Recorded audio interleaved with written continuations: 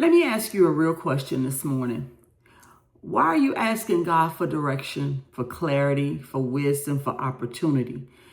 And then you hesitate when he gives you the instruction or the direction. Why are you praying, Lord, show me what to do. God, show me the best door. Lord, give me the opportunity. But when the answer comes and it's clear that God is leading you to something or leading you to an opportunity or an open door, you suddenly need more confirmation or you need a prophetic word. See, a lot of us think our problem is confusion, but sometimes the real issue is our reluctance and our disobedience because the direction God gives us doesn't always align with what we hope for. We want the direction or the instruction to look like this, but when God give it to us like this, we want to say, that can't be God. That's not God. Listen, the instruction and the direction is not going to be easy. I know it's early. Good morning, good people. Good morning. I pray that all is well with you this morning. I pray that you are blessed this morning, but I just felt led to share. Somebody, you are praying for direction. You are praying for clarity. You are praying for God to open up a door for you. You're praying for that business. You're praying for that marriage, right? But God, through the Holy Spirit, is giving you instruction. He's giving you direction. He is giving you the confirmation. But what he's telling you doesn't look like the answer you were hoping for. It does not look like the instruction you were hoping that he would give you. It is something that is pricking your flesh because it's not the way that you want to do it. My brother and sister, listen, it's not going to be easy. It's not going to be the way you expect, but it's going to be the blessing that you have been praying for. Proverbs 3, 5, and 6 says what? Trust in the Lord with all of your heart and lean not to your own understanding, but in all of your ways acknowledge him. And what will he do? He will direct your path. It's not going to be the way that you want. Acknowledge him and he's going to show you. And I want you to notice something in that. It doesn't say that he will direct your path after you fully understand it. It doesn't say he's going to direct the path in the way that looks comfortable or looks easy or looks like the path you want to take. It's going to be that he's going to direct your path. That one, you'll get the answer you're looking for. It just may not be in the direction in which you want it. Remember the children of Israel? They had been praying and crying to be delivered from the bondage and the slavery of Egypt. He brought them out. He brought them out. And now he was leading them to the land that he had promised, right? But the wilderness, the way they got there was not the way they wanted to go. The way they got there was not the way they expected. See, they needed the Red Sea. Why? So they could show them the power of the Most High God. That they could see that the gods that they were looking at, that they were that the people in Egypt were worshiping were not true gods. God wanted them to see him. Listen, the way and the direction that God is taking you, that God is leading you, the instruction that he is giving you, it is to show you reveal a greater weight of who God is. You are going to face situations along the way in your life that's going to be hard, that you're not going to understand. But if you will pass this, if you will follow this instruction, it will give you a greater clarity of the power of God, the anointing that you carry. And this is why many of us get stuck, because we want God's direction as long as it makes sense to us, as long as it's easy, as long as it's something that we could do. No. As long as it doesn't disrupt our comfort, so to speak. We want the clarity as long as it doesn't require difficult obedience. That's not God. If you are going to study scripture, and if you studied any amount of scripture, you will always notice when God gives direction, he rarely gives a map, or he rarely gives a full map. Remember, when he called Abraham, what did he say? Go to a place that I will show you. Didn't even tell him where I'm taking you, how you going to get there. He just simply said, go. Just go. That's what God is telling you this morning. Just go. Follow my instructions.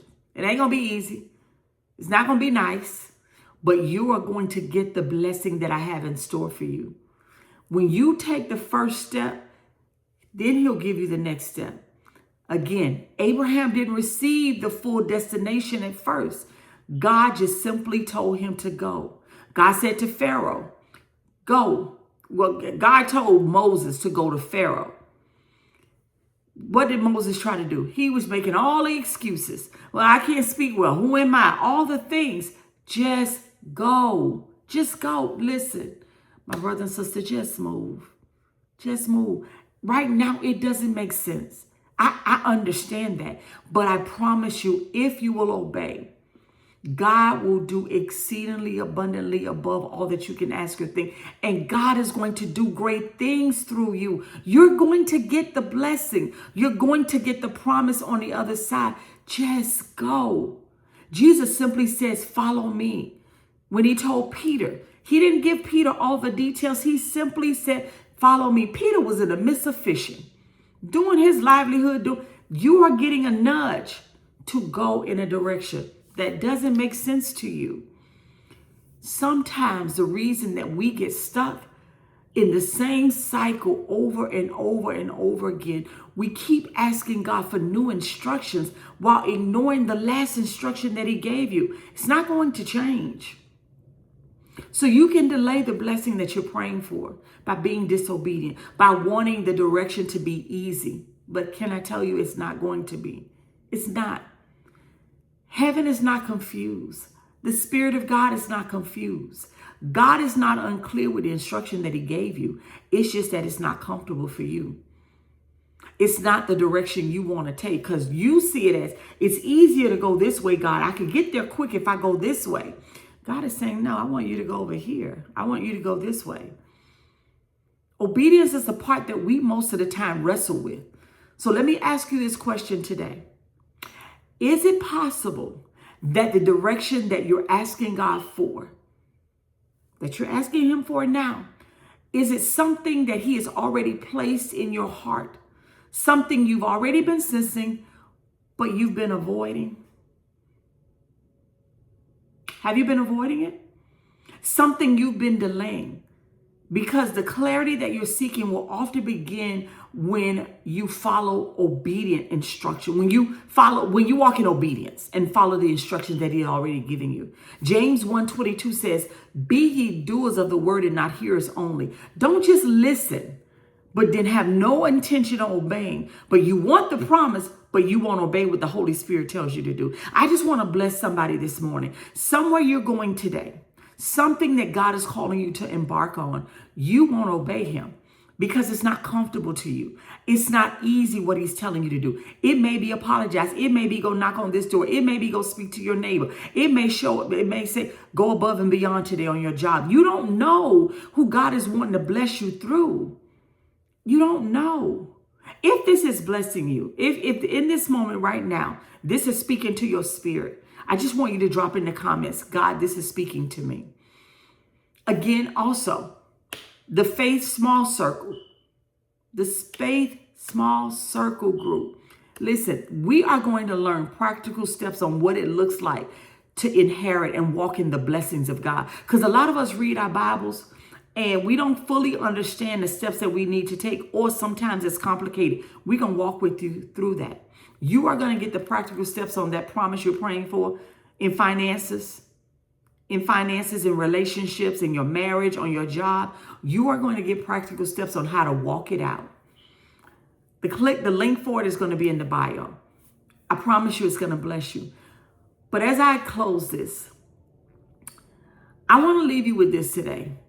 God is not trying to confuse you. God is not trying to hurt you. God is not trying to crucify you, so to speak. But you got to pick up your cross like Jesus did every day and carry it. And that's going to hurt. He is simply trying to guide you to the blessing that he has. But guidance only works if you're willing to move and take the step of faith and shift in the direction that he's leading. So if there's something that God has been nudging you toward, don't overthink it. Don't delay. Don't get discouraged. I don't want to do that, God. And don't talk yourself out of it, because sometimes the next level in your life and the blessing, the overflow, the breakthrough that you're seeking is waiting for you on the other side of it. I want you to remember this. God does not give direction to frustrate you. He doesn't. He gives you direction and instruction to position you for elevation, for promotion, for the thing that you've been praying and asking him for. So again, as Proverbs 3, 5, and 6 says, trust him. I know that sounds simple, and for most of us, it's the hardest thing to do because our Abba Father will always ask us to do something that is going to hurt this. It's going to hurt this right here. Trust him. Take the step today. Take it. Just take it and watch how God begins to open up doors that you could have never opened. Trust him today, my sister and brother. Listen, I know it's hard. I know it don't feel good, but we're asking God for direction. We're asking God for change. We're asking God for breakthrough, but then we don't want to obey. So I simply say to you this morning, obey, my brother and sister. Shalom.